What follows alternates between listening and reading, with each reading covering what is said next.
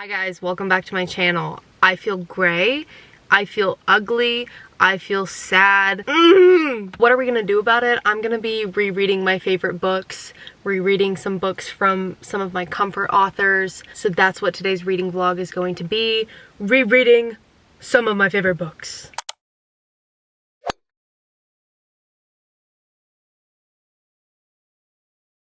Before we get into me rereading my favorite books, I do want to thank the sponsor of today's video, which is Skillshare. Skillshare is a world-class online learning community for creatives who are wanting to learn and educate themselves on topics from illustration, marketing, productivity, and so much more. If you're not sure where to start with Skillshare, they have designed learning paths, which are hand-picked classes meant to be taken in order, and they build upon each other. These classes are available in a range of experience levels from beginner to advanced and in a variety of categories. One of my New Year's resolutions is to simply be more productive, and because of this, I ended up starting the Creative Productivity Learning Path on Skillshare. This learning path by Skillshare is technically considered intermediate, but I think I got it. One of the first things that you learn in this course is 6 techniques to spark original ideas. And as a very creative person who sometimes ends up blocking my own creativity and ideas, they help you work through lack of inspiration and just walk you through techniques to open up your mind, which I need and love. If you're interested in joining Skillshare and becoming a member, the first 500 people to use my link down below will receive a 1-month free trial to Skillshare. Thank you, Skillshare, for sponsoring today's video, and let's get into the vlog. I just reread Wait For It by Mariana Zapata, and I decided to not include that book in this reading vlog because I just needed a little bit of time to myself. And that book needed its own entire moment with me, and I already want to reread it. So in today's video, I'm going to be reading The Wall of Winnipeg and Me, Hellbent by Leigh Bardugo. I'm listening to the audiobook. I mentioned that in last week's video. And I don't know what the third one is going to be. I'm thinking Heartless by Elsie Silver, but that might change. So we will see. I am running to Barnes & Noble right now because my Barnes & Noble says that they have Colty in stock. I'm flying out to Tennessee tomorrow to go visit my best friend. She turns 25 on the 10th. Colty is one of my favorite books. It's one of her favorite books. I made her a t-shirt for her birthday that says I love Colty. And I want to get her the book to go with it because if you guys remember from my Vlogmas videos, Georgia does not have many books.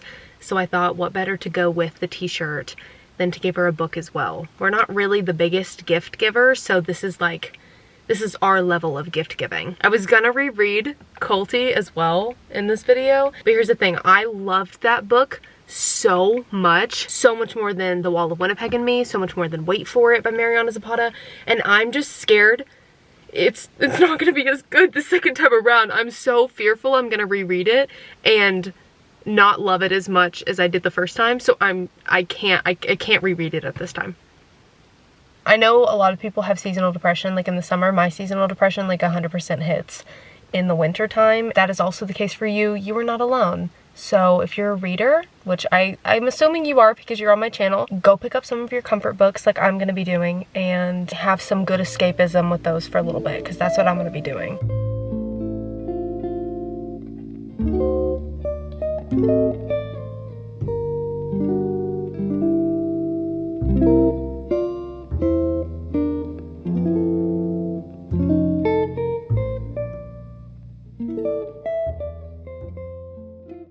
They didn't have Colty, which is fine, but I went to get Colty and they said, yeah, we don't carry that book in the store, we only get that book by order now, and the only ones they keep in the store is The Wall of Winnipeg and Me, and then they plan to keep the new edition of All Roads Lead Here.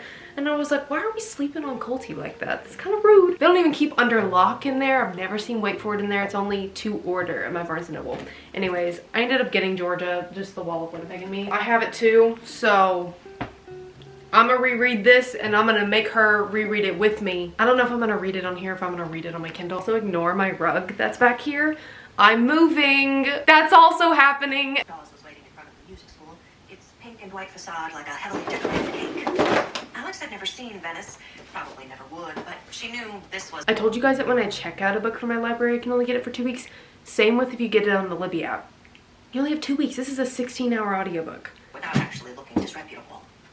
The afternoon heat didn't seem to be getting to him while stiff beside her. She hadn't been with Alex on the first 2 ritual nights. She hadn't heard that name since Darlington vanished. Okay, I got you 2 different little birthday presents. Oh Lord. No way! Since we're gonna read them. So this, one of them's mine. This is mine. That's yours. Thanks, happy birthday. This is my favorite part. I need you to close your eyes. You can open your eyes now. Yes! Yes! I was gonna get you a culty book, but they didn't carry culty books. And I asked and they said we only order, or like get them to order or whatever. So I love culty. Happy birthday. Happy 25th.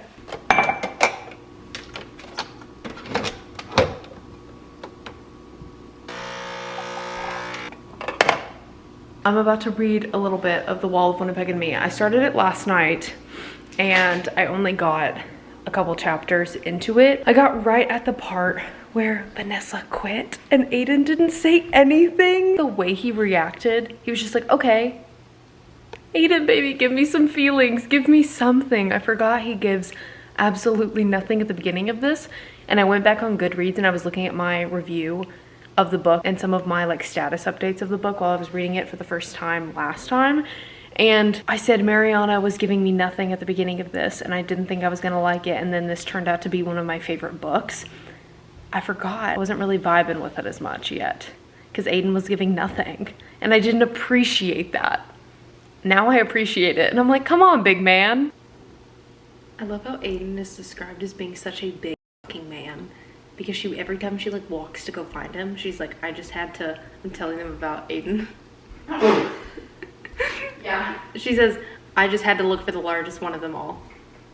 And it only took a second to spot the big-headed one on the turf. Because he's so big. Georgia, he's lifting 1,100-pound tires. Jesus Christ. She said it only took a second to spot the big-headed one on the turf section by one of the 1,100-pound tires. Yeah, 1,100-pound tires. I'm so excited to keep reading it. And I thought I was badass when I managed to carry all my grocery bags into my apartment in one trip. Same girl. Same girl. Are you on page 53? 52. Okay. 53. It's on 53 now. Okay. Aiden Graves. You don't quit being a little bitch right now. Aiden says to Zach, have you seen Vanessa?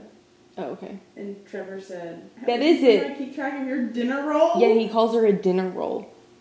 Mind you, Vanessa is the same size as me. And he calls her a dinner roll. So like, Texas Roadhouse dinner roll? And they're like, yeah, I guess. And I'm like, okay, cool, cool. Yeah. I used to have purple hair. I'm just picturing me. Oh, yeah. This is what I'm picturing Vanessa to look like right now. I don't think she's purple right now. I think she's blue. I like you as much as I like anyone. Honestly, if a man told me that, I'd fold. And that's awful. He literally, I start cracking up, really cracking up. And I was pretty sure it sounded like I was crying when I was really laughing. You're the most even-tempered woman I've ever met. Even-tempered. He was killing me. Good morning. Morning. I am 70% through The Wall of Winnipeg and Me. It's so good. Some of the things Aiden does, I'm like, how did I like not DNF this book? Because he's still giving absolutely nothing. I'm 60% through. He's still giving, well, we're getting there. He's still not giving enough. I forgot there was a who did this to you scene in this book. 45% through Hellbent, 8 hours and 56 minutes left. I'm gonna try and get to the 7 or 6 hour mark today. I'm listening to it at like 1.35 speed, so I feel like I can do that. I just really love the audiobooks of the series. They're great for your rereads. I wouldn't, well, I guess I would recommend them if you're reading Ninth House and Hellbent for the first time. But they really are good to listen to after you've already read the book, because it helps you like process the information. The narrators are really good. The voice changes for each character is like really good to where you can like actually tell who is speaking. It's very consistent. When I read Hellbent for the first time a year ago when it first came out, the beginning of it, like the first 1/3 of it, was a little bit confusing for me. There was just so much fantasy information thrown at you that you just needed to comprehend and understand to like figure out everything that's going on. And you could like semi-figure out and get by, and that's what I did last year. But I feel like listening to the audiobook of it, like actually listening to Alex, the main character, and Dawes, kind of the side character, explain these fantasy things that were happening and things that they needed to go through to go to the underworld, because they need to go to the underworld, it's made a lot more sense this time around. And I was able to process it a lot better than I did a year ago. Georgia and I decided to start listening to Butcher and Blackbird while I'm here. Oh my fucking God, there's something in my eye. Anyways, Georgia and I, my eye's turning red and I might start crying here in a second. What the fuck was that? Georgia and I decided while I'm here that we're gonna listen to Butcher and Blackbird. So there's a 4th book in this video. I read Butcher and Blackbird last year and then I recommended Georgia read Butcher and Blackbird. She absolutely loved it. And we heard that the audio was kind of like a full-on production. There's a male and female narrator. It's not just them reading lines, like they're actually like acting. I'm a broken record, I talk about this book all the time. One of my favorite reads of last year, 2 serial killers who kill serial killers. Rowan, the MMC in the book, I knew he was Irish, but for some reason I didn't expect for the narrator of the book to actually put effort into having an Irish accent. I just expected it to be like very meh. We started the book. This motherfucker has a Irish accent. I repeat, the MMC of this book has an Irish accent. Girl, what the fuck? Everybody told me this audiobook was good. And I was like, oh yeah, it's good. Duh, it's good. The book was good. No, it's outstanding so far. Vanessa, where are you? Aiden's rough voice carried its way. Oh, I remember that. No. One time my cousin threw my brother down the stairs in a suitcase when he was little.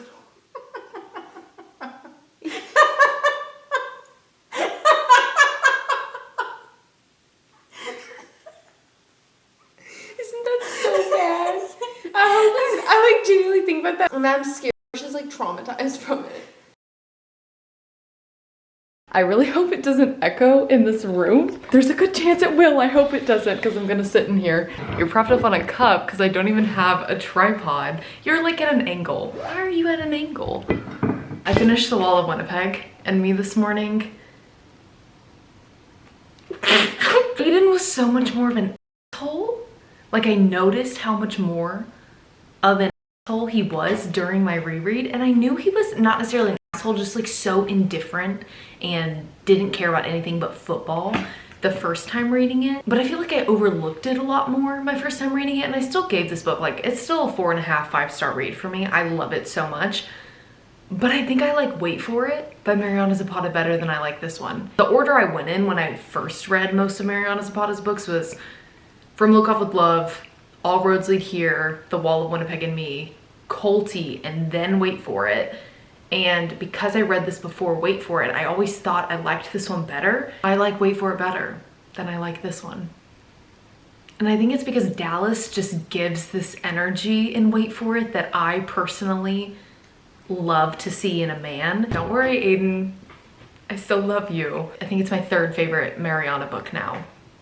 Wait For It and Colty. I need to reread Colty to see if I need to like change my ranking a bit, but at the moment it's Colty, Wait For It, this one. I just know if I interacted with an Aiden like this in real life, I would cry a lot because I need what Dallas gave in Wait For It. I need to know you like me a little bit, you know? All I have to say is Vanessa is a trooper in this book. Love her for it. And this was also way more slow burn than I think any of Mariana Zapata books. I just remembered that the Barnes & Noble special edition of Hellbent just came out today. It's January 9th when I'm filming this. And they have the paperbacks and then I believe a Barnes & Noble special edition paperback coming out. So we're gonna go get it.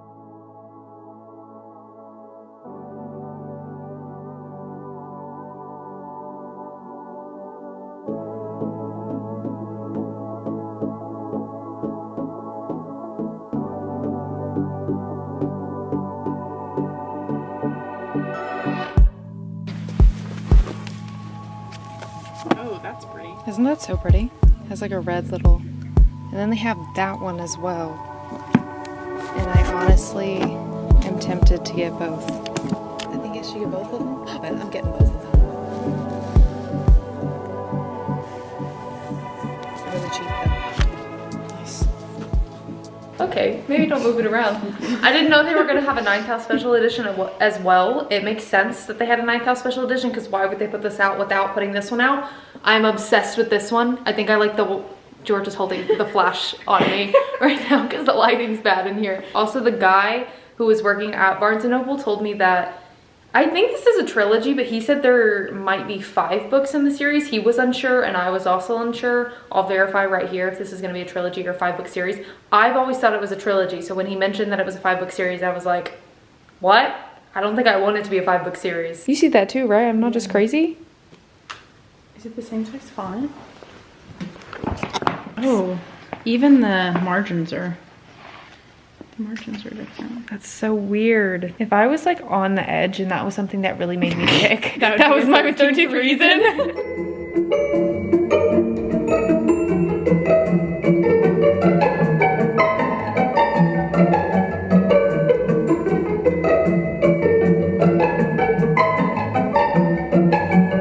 I'm flying out today, but we have an hour left of this audiobook. We only have a 30-minute drive to the airport.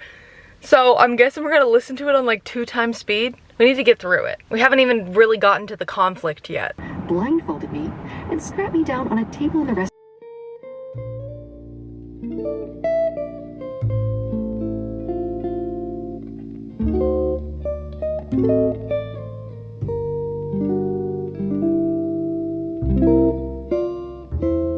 At the end of Hellbent, in the special edition that I got the other day, there is, you know what, let's sit on the floor. There is a new, I don't know if it's considered an epilogue. Spoilers, it's bonus content.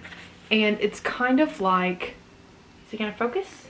It has Lay's notes on a chapter or something. This cursive is really tiny though. I can read cursive, but it's like really tiny. I ended up finishing this book on the plane and then started Heartless. On the plane, I didn't get too far into Heartless, only about, I think I got 50 pages into Heartless, and I plan to read the rest of it tonight because it took me less than an hour to read 50 pages because I couldn't put it down. I don't normally read that fast. I'm not a fast reader. I'm very average with the speed of my reading. I fly through that book. I'm gonna binge it tonight, that's my plan. Finish the audiobook, and then I had this in my carry-on that was up above, and I wanted to read the bonus content, but I forgot to put it in my bagoo, so here we are. Oh, she already apologized for her handwriting. Love you, sister, but this is tiny. Don't read it, but like, just glance.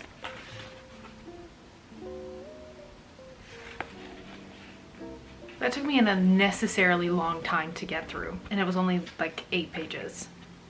Final review of my first reread of Hellbent. I'm gonna give it 4.5 stars.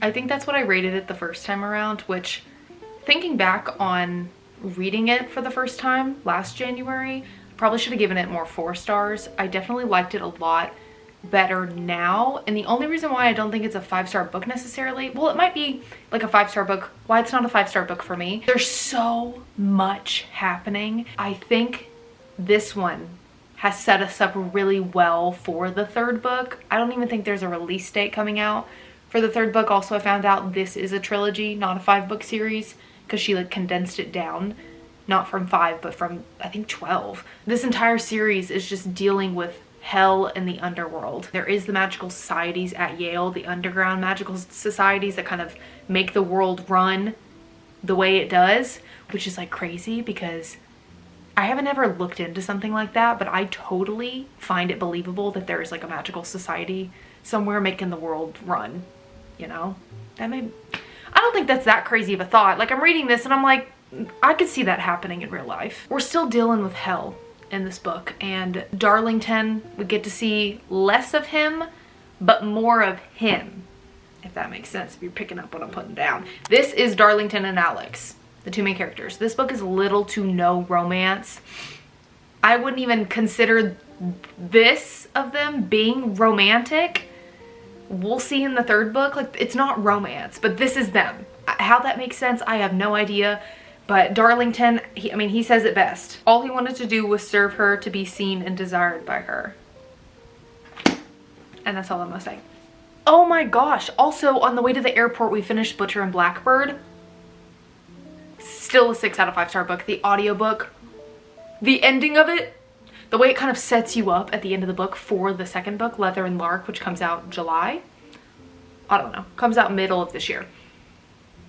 I forgot the way it ended. And then we got to the ending and I was like, wait, what the f? And then Georgia and I were like, what the f is happening? He's so dreamy.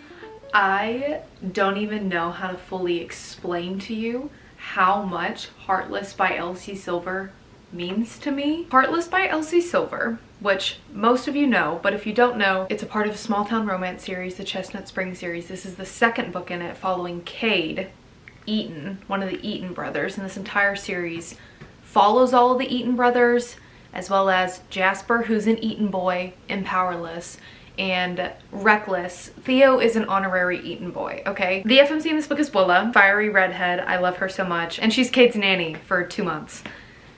Anyone need a nanny? Anyways, let's put into words what this book means to me. It is like a breath of fresh air. It is opening a bag of chips, a bag of salt and vinegar kettle chips, and 80% of them being twisty chips. That's the amount of happiness this book brings to me. I'm 59% through it. I was gonna vlog me reading it last night. I was down in the dumps last night. You know when you get really overwhelmed and sad, but then you sit there and you kind of self-reflect and you're like, I have really no reason to be overwhelmed and be this sad and down bad. So then that almost makes you spiral more. Yeah, that was me last night. So I just laid in bed with like little tears coming out of my eyes, binge reading this book. They're finally getting together. God. Thank you. Good girl. Not Cage straight up throwing both of them over his shoulder. How the hell are you carrying us? This isn't normal. Put me down.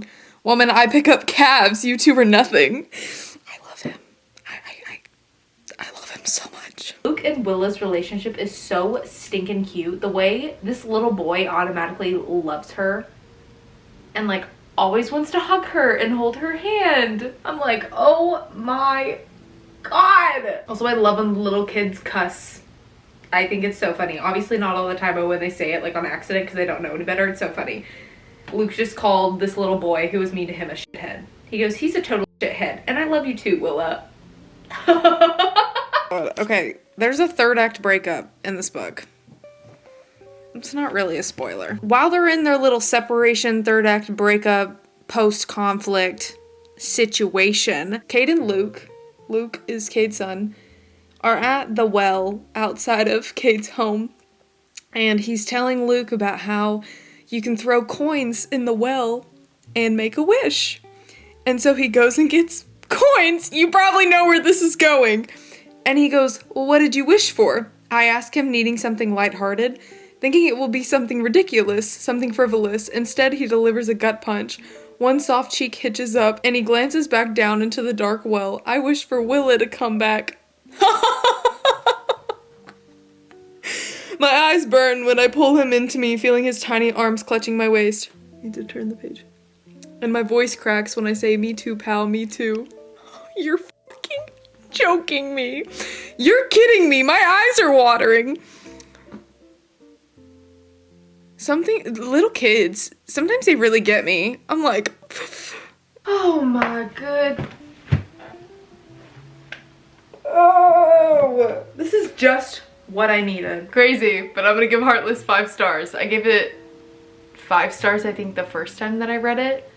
And the first time that I read it was the October that it came out, which I think was a year from this past October. So it came out what year was that? 2022. And that was the first time I read it. I haven't read it since, and it was just as good, if not better, the second time around. The Wall of Winnipeg and Me was really the only book where I think I liked it better the first time, but I still liked it the second time. But I did like it better the first time. The rest of the ones that I read or listened to, I liked them better the second time around. There is just something so comforting about rereading your favorite books.